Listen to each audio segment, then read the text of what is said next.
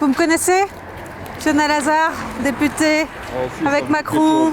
Députée sortante dans la 5e circonscription du Val d'Oise, Fiona Lazard, 37 ans, est candidate à sa réélection. Novice en politique il y a 5 ans, elle écrase en 2017 le socialiste Philippe Doucet en recueillant 60% des votes exprimés. L'ancienne principale de collège, un temps parti de La République En Marche, arbore de nouveau en 2022 l'étiquette de la majorité présidentielle.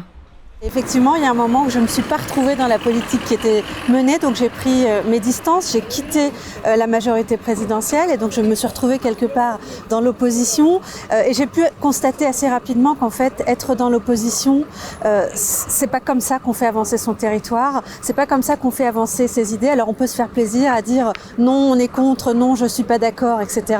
Le résultat, c'est qu'on se fait plaisir mais qu'on ne fait pas avancer les dossiers. Un atout, selon elle, pour servir à l'Assemblée nationale les habitants d'Argenteuil et de Bezons. Macron, malheureusement, est passé.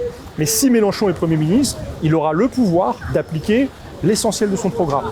Le SMIC à 1 500 €, la retraite à 60 ans, le blocage des prix, par exemple. Le leitmotiv de Paul Vanier, c'est Mélenchon à Matignon. Ce professeur d'histoire-géographie de 36 ans, habitant Paris, est à l'origine du programme éducation de Jean-Luc Mélenchon.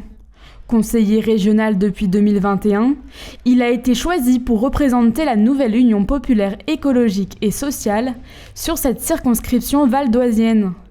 Il compte sur la remobilisation des électeurs de Jean-Luc Mélenchon à Argenteuil et Bezons, qui l'ont largement plébiscité au premier tour de la présidentielle avec plus de 45% des suffrages. Notre principal adversaire, c'est l'abstention.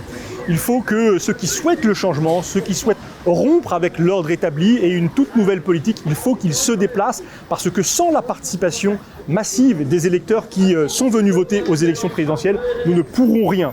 Venez voter le 12 juin et nous l'emporterons et Jean-Luc Mélenchon peut devenir Premier ministre pour tout changer dans ce pays. Je ne sais pas si vous me connaissez, peut-être pas. Ça me dit quelque chose. Je suis adjoint au maire depuis un peu plus de 20 ans sur Argenteuil. D'accord. Et natif d'Argenteuil. Gilles Savré est candidat pour la seconde fois dans cette circonscription, longtemps à droite. L'adjoint au maire d'Argenteuil de 57 ans va tenter de faire mieux qu'en 2017, où il était arrivé 4e au premier tour, derrière la France insoumise.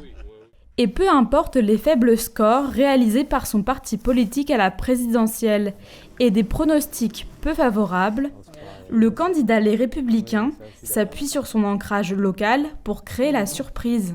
C'est à la fois une élection nationale, c'est vrai, mais c'est aussi une élection locale.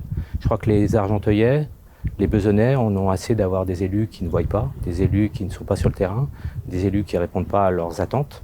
Et donc du coup, moi j'incarne quelqu'un qui connaît le territoire. On est là pour défendre notre ville, on n'est pas là pour faire du lève-la-main à l'Assemblée nationale.